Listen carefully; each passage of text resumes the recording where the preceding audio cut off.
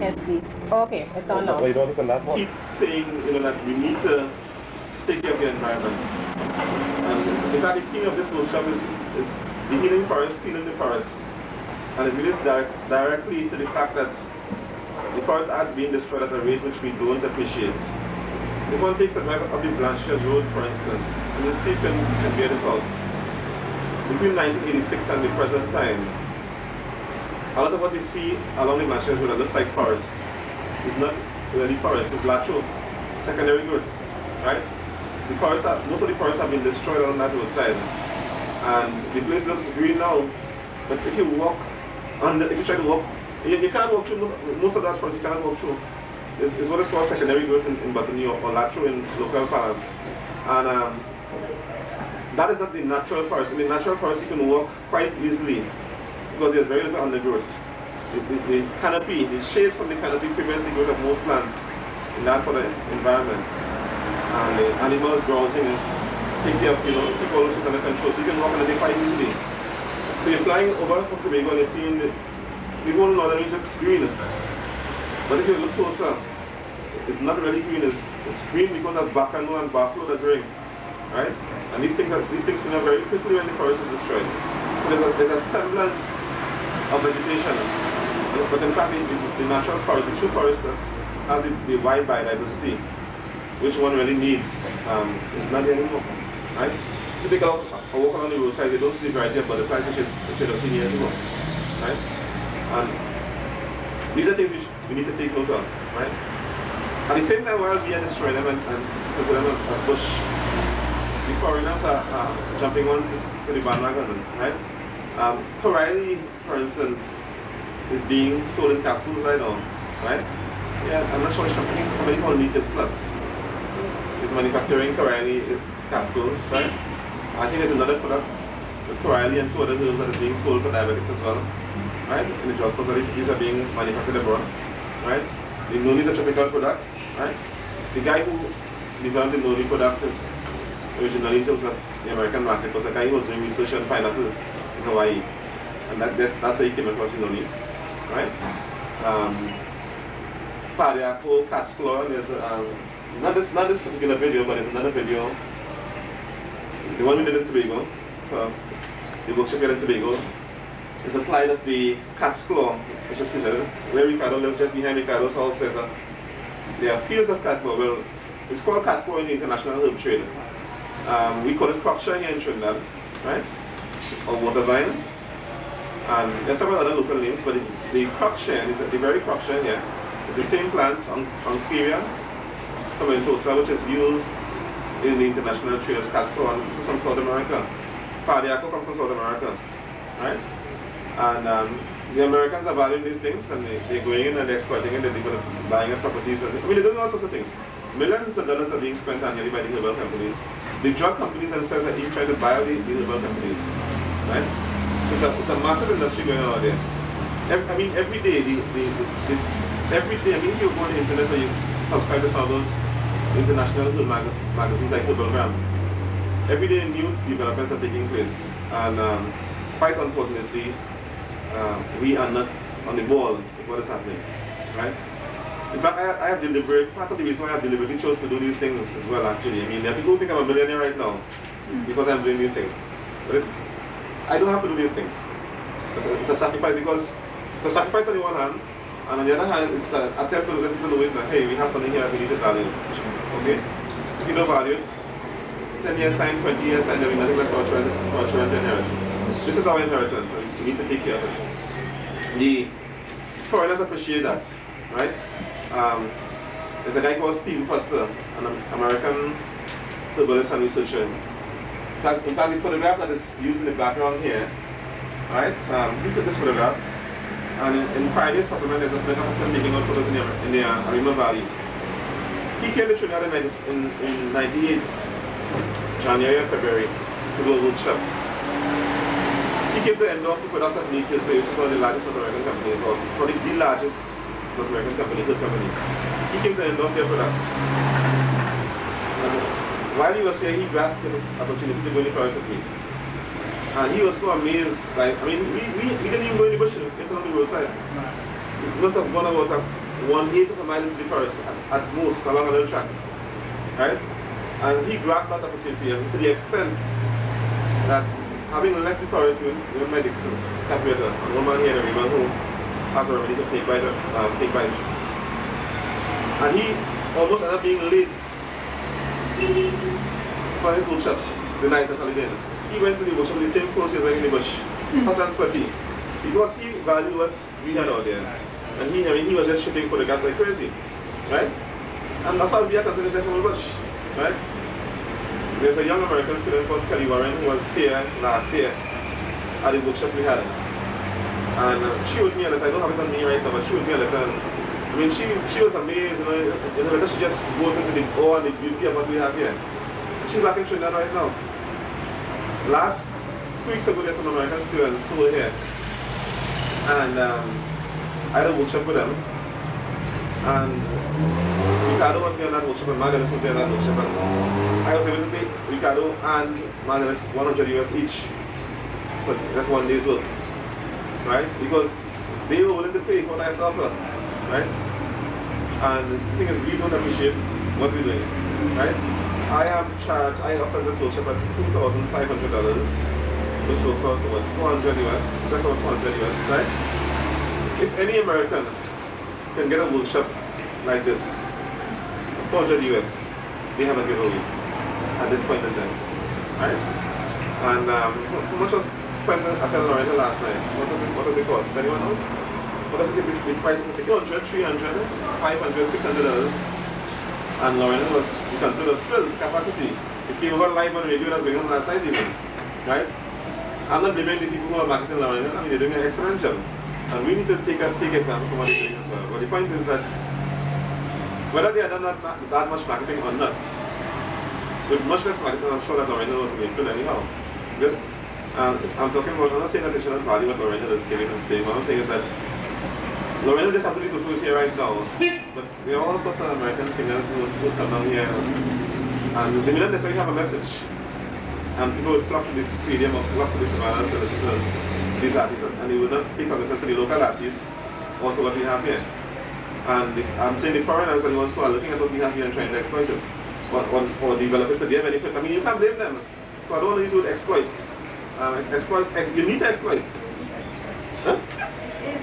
In your opinion, what I'm saying is that you need to exploit. You have to find what exploit means, right? You need to exploit your resources to your benefit. So if we are so foolish that we don't want to do it, and they are seeing the value and they decide that they want to exploit it, more power to them. If we are so foolish that we don't want to say we have. I mean, I can't follow my mother used to say, my grandmother used to say, every fool should spend the mother bed, something that effect, you know? So if we want to spend our mother beds, well, so be it. But the time has come when we need to get on the things, you know? And I have essentially taken the decision to get on the things. And I was taking the decision to support whoever may have that desire to get on the things, you know? And I'm willing to support whatever community organizations or individuals wish to, you know, harness their resources. I mean, there's a lot of technical resources which I have here, which the average person does not appreciate. I've had employees coming here to look at me and telling me, just in slip of the tongue while speaking, that I'm a graduate student. When I get a job, I will do so and so. So working at home is not a job. You know, they don't see that way. The perspective is quite skewed. So they see working at, let's say they're working at EMA, for instance. They will see it as a proper job. Over the past year, in fact, leading up to August last year, I had a scenario to deal with where a whole lot of people in different walks of life were telling me, Francis, in recent time, close up the shop and find a proper job. Up to now, nobody can tell me what is a proper job, right?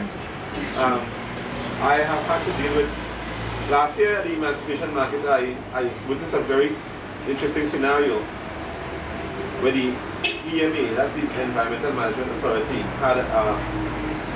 they had a booth at the Ocean Market. And at the booth, they had this guy there sitting down this Sunday evening, his back turned to the public, chicken and chicks, a box of KFC in his hand, and totally oblivious to what is going on around him. Okay. You ready? Let's take right now. I'm in a scenario with the EMA's votes. My vote was just a stone choice from EMA's votes. Ivan Laughlin was there. And we were speaking, I brought it to Ivan's attention what was being witnessed, you know, and Ivan is concerned with the environment. Ivan has been concerned with the environment for years, you know. And it's quite amazing because my camera, the battery was low, so I couldn't get a proper shot.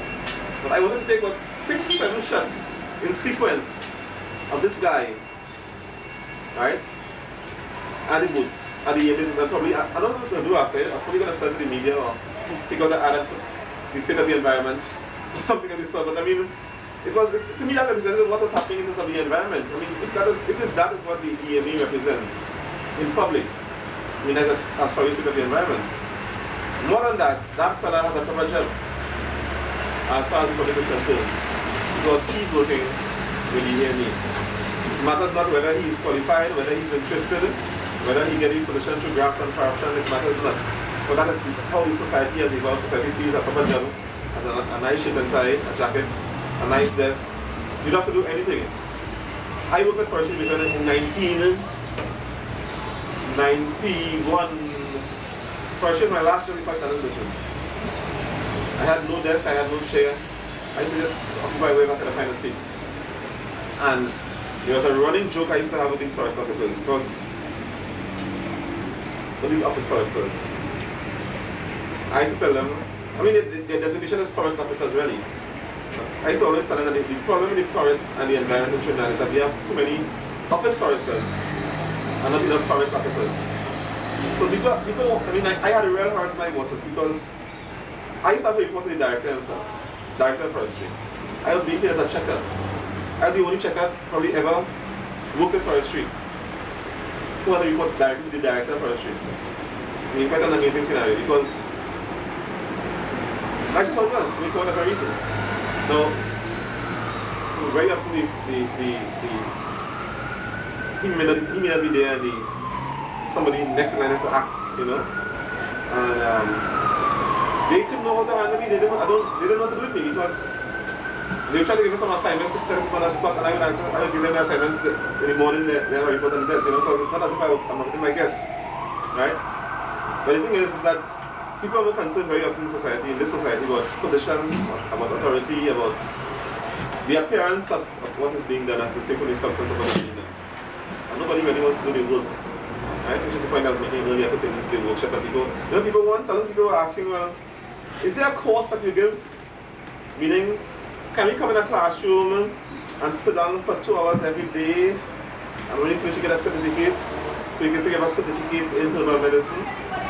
There's a man down the street here who claims to be a master herbalogist, and he gives courses. Yeah, your lady came to me here with a certificate from him, and she couldn't last a day. Her being couldn't match up to what was required, you know. I mean, I gave her a whole day, no work to do, just sit down and put a video and take notes. She couldn't do it, but she was certificate in herbal medicine. So people are carried away by paper and certificates. I was speaking to Shirley McAlpin yesterday morning. Shirley McAlpin is a former president of the Horticultural Society. And she saw yesterday for the first time she saw the Herb Star. We went on Friday's papers, and she was really happy by what she saw, you know. So she called me, we had a long chat, and she was telling me, well, I should become more active in the society, the Horticultural Society, because it is dying and needs fresh blood and so on and so on and so on. And she made a point to me that I should put my degree after my name. Nowhere in this have I mentioned well, I'm not sure, but nowhere in yesterday's papers at least have I mentioned Francis Morean BSc. Friday's papers, you know. And she had made me feel that I need to put the BSc. And I had to draw to her attention that society doesn't need BScs right now. Society needs people who are ready and willing to go out there and do the work. I mentioned to her, for instance, that when NAR won the elections in '86, I remember the meeting that, I think it was the last meeting they had before the elections, or was it Worker Square? Was either that meeting or the meeting they had when they launched the campaign? Mr. Robinson was saying that they had an embarrassment of riches, right? He was describing the party as an embarrassment of riches, who have PhD, some have doctorate in this, who have this, you could speak 10 languages and so on and so on. And the NAR has not, I mean, they have, as a party, they have not survived. It's like all these people, all who are, politicians, right? Cameroon, Botiwari, Baldev Pandey, Albert Richards, this guy, Taylor Guerra, Mr. Robinson himself. If you ask any school children who were the ministers in the American government, I don't even remember. Lincoln Myers. I mean, almost everybody there had a university degree, right?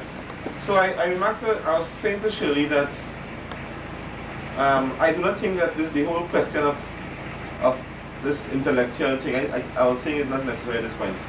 I mentioned to her that last year, the exhibition I had in March, April, I had really hoped to have done that last December, which would have been 7 years since I've been in business full time. And it didn't transpire that way. Because of different factors which were impinging on the situation, I thought it wisest to wait. Sometimes timing is important. You have to wait for the appropriate moment to act, otherwise everything could fall flat, So I knew at the time wasn't right to do it. I knew the country wasn't ready for what I had to do. And I said that wait, a few months. And then it's the reason why when Ricardo left 1 week and he came back the next week, I moved ahead because I had drafted another program since Carnival. I was considering doing the program between Carnival and Easter for 40 years. And I couldn't move then either. I knew it wasn't appropriate to move just yet. I had to wait a bit longer. So when the moment came clear to me that I should move, Ricardo was in the bush. And there's no way I could tell Ricardo, okay, I'm going ahead with the program. Until he actually came down to me and he heard something that was going on already. But to return to the question of the intellectual thing, I was saying to Shirley that when I was planning this thing last year, I was talking to a guy, he's an architect, and he proclaims to know a lot about marketing and conceptualizing projects and that sort of stuff, because yeah, an architect, you have to conceptualize a building, right? So I showed him all these photographs I had at the time with the old people and different things and different things, and his general thinking was, that's not the way to go. The way to go is to proclaim my intellectual capacity. Get a photograph of, I must get a photograph of my graduation day, my gong and my motorboard, right? And that sort of thinking, So he was quite surprised to learn that I didn't go to my graduation. I had no time for that. All this stuff, it's useful. For those who think they need that kind of ceremony and ritual, passing on parade and all that, but I didn't think it necessary. And he was thinking that that's the way to go. You need to project an intellectual image to capture an audience. And I was telling her that I didn't take you, because he's talking through your head. I thought I was concerned. And I thought I was concerned the country is fed up and tired of all this talk and intellectual thing, People want to see things done. If you look at the newspapers today, and you go back 5 years or 10 years or 15 years, you will see the same thing that people have been talking about to do. They have been talking more than 5 years and 10 years ago, right? And there's too much talk on the whole in the country, and everybody's an authority.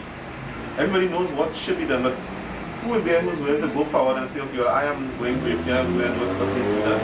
I think that is sorely lacking in the country. The work has to go on, and whichever souls feel drawn to that particular activity just have to take up their bed. As Libes himself used to say, I'm not plugging a word for Libes, it's just a quotation that he often used that comes to mind. And I think more or less somewhere between July, not somewhere between July, in July last year, I decided essentially to take up my bed and walk. And I've been doing a lot of walking, sometimes running. I love that statement. What's that? I love that statement. Yeah.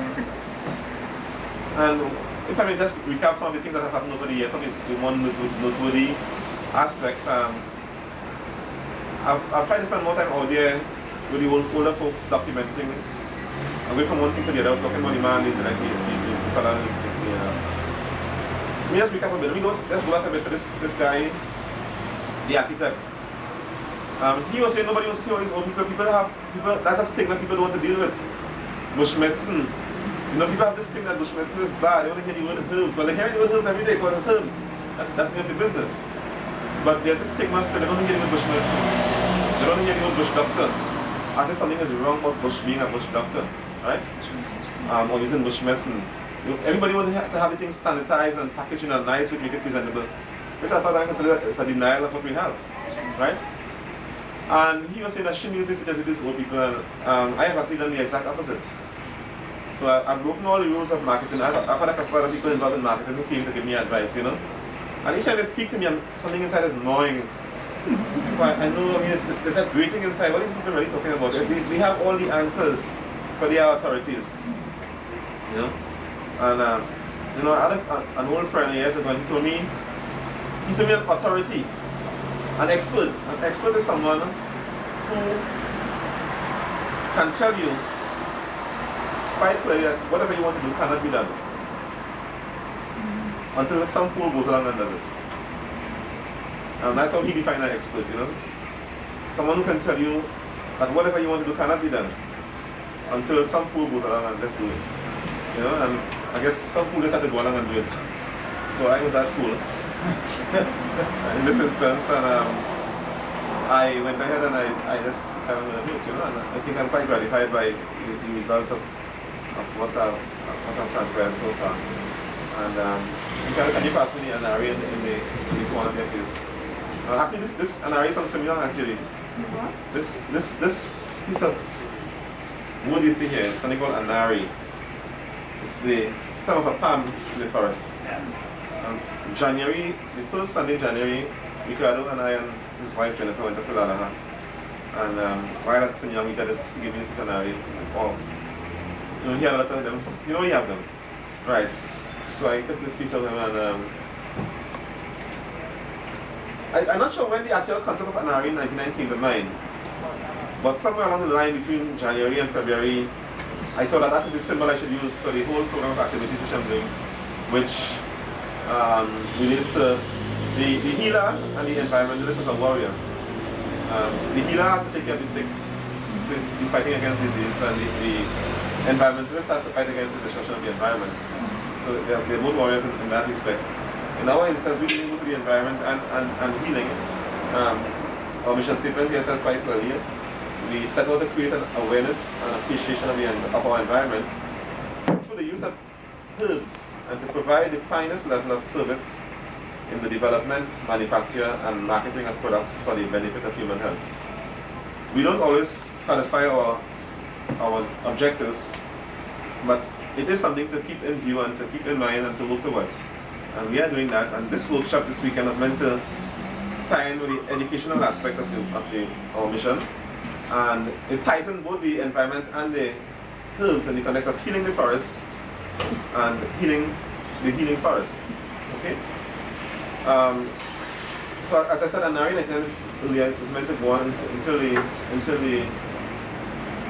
March, April next year, and one of the cornerstones was honoring these traditional healers. And today's activity is just another step in that direction in terms of the aspect of conserving the environment. The point I made earlier about kind of the foreigners at Jamaica, we have an appreciating it. I'll give just one example to illustrate that point again. In December last year, there were two folks from England, a herbalist from England and her husband, and they came to Trinidad. They came to the Caribbean actually, went to Jamaica as well to give some lectures, you know, endorsement of products and herbal products. And they went staying in Tobago, and they made every effort to come to Trinidad to see me, as well as other folks in Trinidad, you know. And they spent the day in the forest with me last year. And the lady, who's the herbalist, she has actually written a 12-page article, which will be appearing in a journal called the Journal of European Herbal Medicine, which is published in England in the next issue, right? And I mean, I don't know how people relate to that when it's actually published, but I mean, in fact, it's just an example as to how we relate to what I'm doing, and as to how, I mean, even the employees who are here look at the business as a small business, they don't have a larger view as to what needs to be done. And even efforts like these, which I've done, like taking people into the forest, taking students out into the forest, having in-house workshops, these things, they don't seem to matter too much. People seem to be carried away with the whole thing about money. Walter Rodney, I remember, said something years ago to the effect that the average graduate in university, who comes out of university in the Caribbean, he sees the university as a stepping stone to a job, a house, and a car, you know. And all too often that is the reality. I remember years ago, when I was still on campus, I had a friend who graduated in botany, and I was growing some palms, other palms and other flowers around the yard and so on, in bags. And he came by one day and he asked me how I was growing, how did I get those palms to grow? I mean, he teaches biology as well. I mean, the easiest way to grow, I mean, unless you have some lab where you do pisciculture, the only way you can really grow palms is some seeds. And he should know that. And he was questioning me about it, and he has to teach the young people of this country. He's a good partner. I mean, but the reality of the situation is there isn't that nexus between the intellectual life, the academic world of university, and what is happening out there in the workplace. And these are issues which we need to deal with. Yesterday morning I was speaking with a friend from England, and she was telling me about a poem she learned in school. I can't remember the exact words, but the poem was about a river. And this river is flowing clear and cool, clear and cool. And that's the river. The river is in the mountains, and it's coming down the mountains, clear and cool, clear and cool. And then the river gets down to Smoky Town. And it's dark and something, dark and, I don't know the exact word, but dark and something, dark and something. And she described actually being carried up the St. Joseph River by her teacher, her headmaster. He was from Tunapuna. And he took them on a hike to the source of the St. Joseph River. And she remarked that as a child growing up, she was a child, but she clearly remembers that. It made such a lasting memory and impact on her that she, no matter how long she lived, that's one of the things that she'll always remember, that experience going up to the source of the children. And in the last issue, I made a call to take care of the environment for the children's sake. And again, the fact is that if you don't nurture that concern for the environment in the children from very small, when they grow up, they have the concern for the environment and we have there. So the onus upon us who are here, as well as whoever else may be interested, is to, I don't want to sound evangelical, but the onus is upon us to go there and do what we can in our own small ways, in our own communities.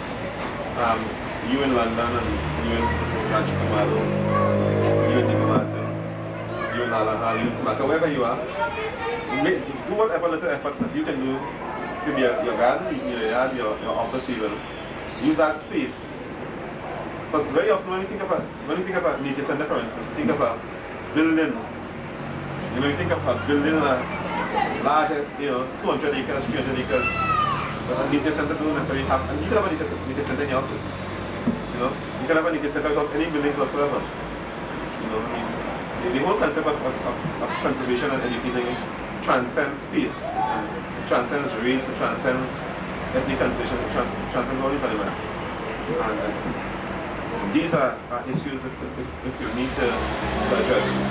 We are at the turn of the century. We are approaching a new era, and as I said to one of the ladies who was here yesterday, we need to take shed a different light on things. She spoke to me about having secrets, and I told her, for instance, that's a lady from Chicago, I told her, the time has come, there's no room for secrecy right now, the time has come to bring things to the light. And we are in a new era, and I remember saying something 1995, Dr. Vogel's products were being launched in Trinidad. And at the launching of Dr. Vogel's products, I said that Dr. Vogel was the man for the 20th century. And at different times, different men are required to fulfill the needs in different times. And I was saying that for the 21st century, Francis Morean is the man. I don't know if that may be so, but the thought does come to mind now as I speak, and we will see what happens.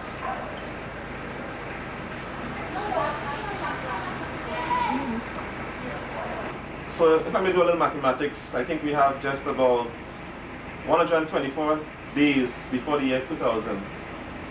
The World Health Organization has declared the year health for all, or the year 2000 health for all, whatever. Well, we'll see what happens. Go off now to Laja, see what happens.